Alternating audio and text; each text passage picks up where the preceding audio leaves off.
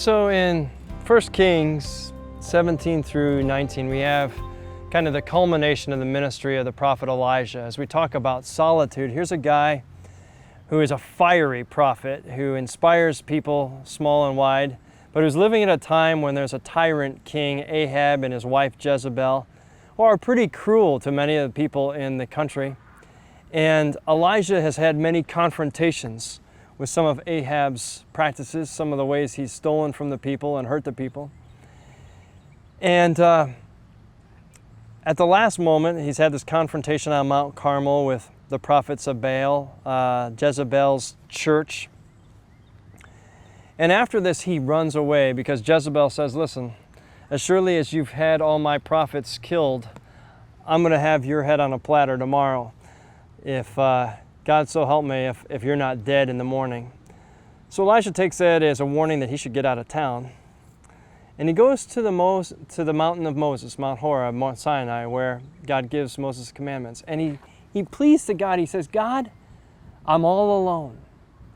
There's nobody left who understands me. I'm the only one who's faithful to you anymore. And Elijah mistakes being alone for solitude. What do I mean?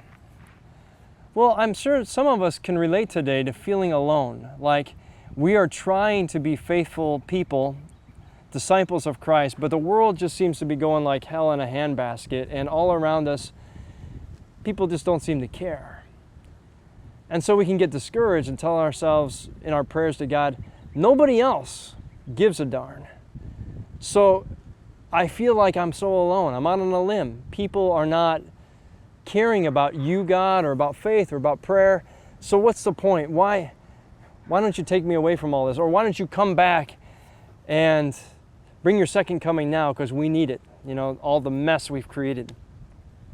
Now Elijah, he's not all alone. I mean, Obadiah, the other prophet, has just visited him. He's kept 500 of God's prophets in the caves away from Jezebel's watchful eye and held them as refugees. So Elijah's not alone, not by a long shot, in his work to try and counter the things that Ahab and Jezebel are doing. But he feels it.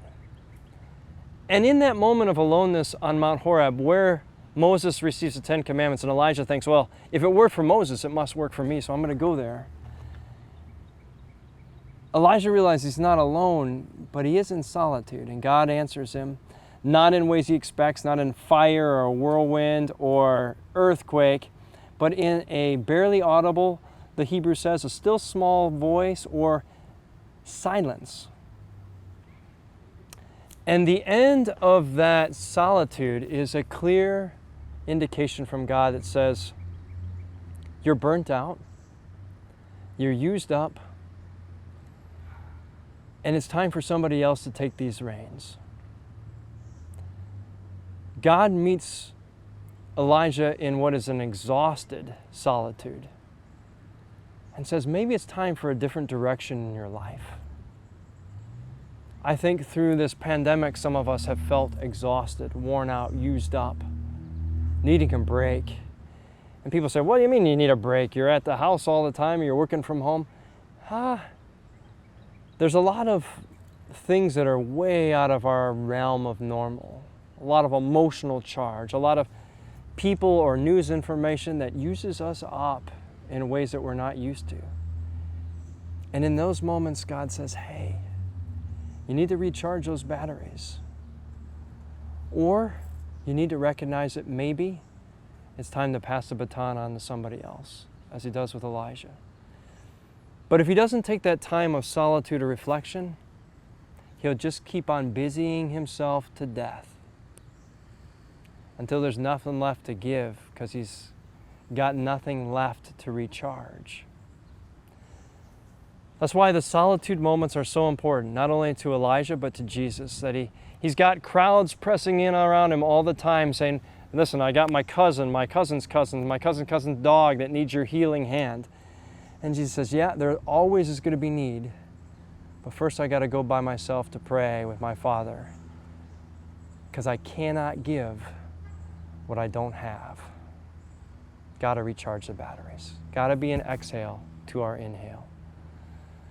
May you use moments of solitude during this pandemic and craziness to recharge your spiritual batteries, or to recognize maybe it's time to rest. Amen.